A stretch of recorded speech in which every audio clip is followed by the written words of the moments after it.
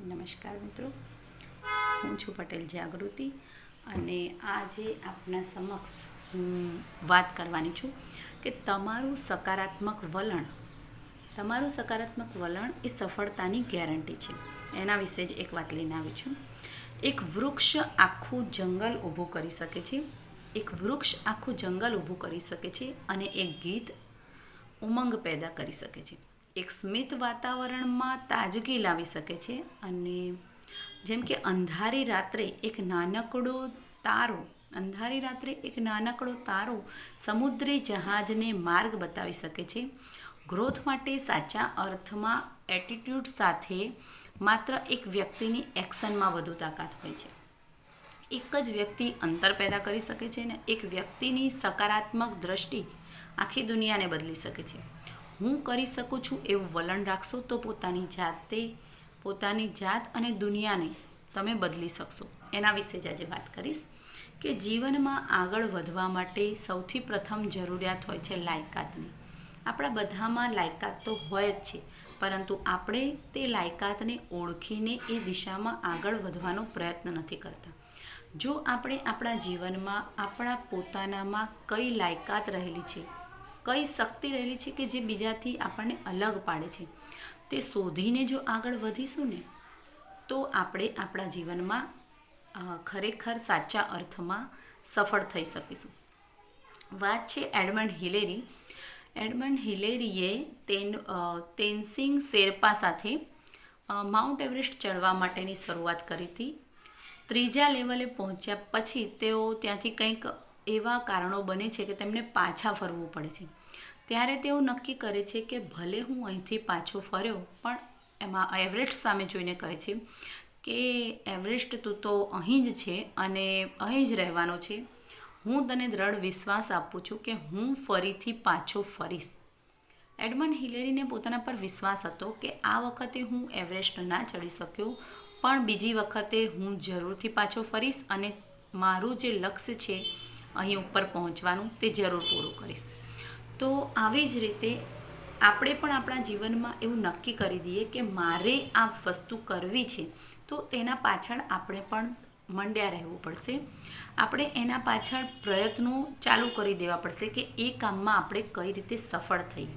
કોઈ પણ વ્યક્તિને સફળ થવા માટે પહેલાં તો પોતાનામાં જ વિશ્વાસ હોવો જોઈએ કે હું એ કામ કરી શકીશ. તમે અમુક વ્યક્તિઓ એવા હોય છે કે જીવનના અંતિમ શ્વાસ સુધી એમને ખબર જ હોતી નથી કે પોતાનામાં કઈ ખાસ વિશેષ શક્તિ પડી હોય છે અને વ્યક્તિઓ પોતાનું જીવન 70-80 વર્ષ સુધી જીવીને પૂરું કરી દેતા હોય છે. ત્યાં સુધી એમને ખબર જ નથી હોતી કે તેમનામાં કઈ એબિલિટી વિશેષ શક્તિઓ પડી છે અને એમનું મનુષ્ય તરીકેનું જીવન ખરેખર નિરર્થક પુરવાર થાય છે, કેમ કે તેમણે એ દિશામાં આગળ કંઈ કામ જ નહોતું કર્યું હતું. હવે વાત કરું મહાન વૈજ્ઞાનિક એવા હતા આપણા આલ્બર્ટ આઇન્સ્ટાઈન. તો આઇન્સ્ટાઈન વિશે કહેવામાં આવે તો એમણે ઘણી શોધો કરી હતી. આલ્બર્ટ આઇન્સ્ટાઈને તેમના મગજનો ફક્ત 23% જ ઉપયોગ કર્યો હતો. તો વિચારો કે તેમણે તેમના મગજનો હજુ વધારે ઉપયોગ કર્યો હોત તો તેઓ ક્યાં સુધી પહોંચ્યા હોત. જો આલ્બર્ટ આઇન્સ્ટાઈન તેમના મગજનો માત્ર 23% જ ઉપયોગ કરતા, તો આપણે તો આપણા મગજનો કેટલા ટકા ઉપયોગ કરતા હોઈશું એ બાબત ખરેખર વિચારવાની રહી. પોતાના મગજના જે ભાગો છે એમાંથી આપણે માત્ર 3% કે 5% કે 10% જ ઉપયોગ કરતા હોઈશું. જો આપણે તેનો 50%, 70%, 80% ઉપયોગ કરવા લાગીએ તો વિચારો કે આપણે કેટલા હદ સુધી સફળ થઈ શકીશું.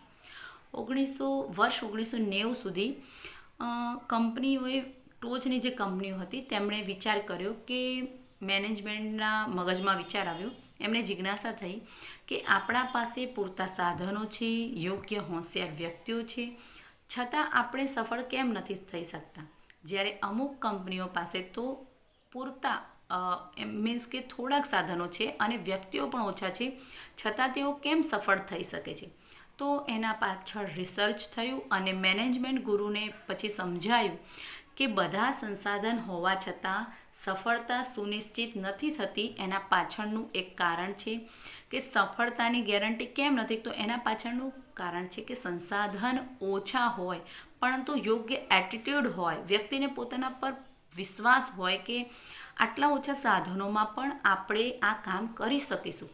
જો યોગ્ય એટીટ્યૂડ હોય તો ઓછા સાધનો, ઓછા નાણાં અને ઓછા સંસાધનો, ઓછા વ્યક્તિઓ હોવા છતાં પણ એ કંપનીઓ અને એ વ્યક્તિઓ સફળ થાય છે, કેમ કે એમને પોતાના પર વિશ્વાસ હોય છે. એકલો વિશ્વાસ જરૂર નથી, સાથે સાથે જરૂરી છે સખત પરિશ્રમ અને યોગ્ય દિશામાં સખત પરિશ્રમ. જો યોગ્ય દિશામાં આપણે પરિશ્રમ કરીએ પોતાની જાત પર વિશ્વાસ મૂકીને, તો કોઈની તાકાત નથી કે આપણને સફળતા ન અપાવી શકે. પોતાની ક્ષમતામાં વૃદ્ધિ કરવા માટે બીજી એક બાબત જરૂરી છે કે આપણે જે દિશામાં સફળ થવું હોય એ જ દિશામાં મંડ્યા રહેવું. પછી વચ્ચે જે બિનજરૂરી બાબતો આવે છે તેને નિગ્લેક્ટ કરવી, તેને દૂર રાખવી. જેમ કે મોબાઈલ એ એક એવું ગેજેટ છે કે જેના આપણે ગુલામ બની ગયા છીએ. 3 થી 4 મિનિટ પણ જો મોબાઈલ ના જોઈએ ને તો આપણને ચેન પડતો નથી. જેમ કે આપણને મોબાઈલ ના જોઈએ તો આપણે જેમ કે ડિસ્ચાર્જ થઈ ગયા હોય ને એવી ફિલિંગ આવે છે. તેવી જ રીતે એક મહાન બેડમિન્ટન ગુરુ હતા, એમણે એમના ઇન્ટરવ્યૂમાં કહ્યું હતું, પુલેલા ગોપીચંદ, એમણે એમના ઇન્ટરવ્યૂમાં કહ્યું હતું કે મેં પીવી સિંધુ અને સાયના નેહવાલ એમને કોચ હતા. ગોપીચંદ એ આ પીવી સિંધુ અને સાયના નેહવાલ એ બંનેના કોચ હતા બેડમિન્ટનના. તો એમણે કહ્યું, જ્યારે આમને કોચિંગ શરૂ કર્યું ત્યારે એમણે કહ્યું હતું કે હું તમારું કોચિંગ તો કરું પણ તમારે મારી એક વાત માનવી પડશે, તમારે આ મોબાઈલથી દૂર રહેવું પડશે. કેમ કે મોબાઈલ એક એવી વસ્તુ છે કે જે તમારી સફળતા, તમારે જે ગોલ્ડ મેડલ મેળવવો છે એના અને તમારી સફળતા વચ્ચે એ મોબાઈલ અવરોધરૂપ બનશે. ત્યારે પીવી સિંધુ અને સાયના નેહવાલ એ બંને માની ગયા હતા અને એમણે સંપૂર્ણપણે 8 મહિના સુધી મોબાઈલને અડ્યા પણ નહોતા. એમનાથી એકદમ દૂર જ મૂકી દીધો હતો અને ફક્ત એક જ લક્ષ્ય કે અમારે ગોલ્ડ મેડલ મેળવવો છે અને એના પાછળ જ તેઓ પ્રયત્ન કરતા રહ્યા હતા અને આખરે એમણે સફળતા મેળવી હતી.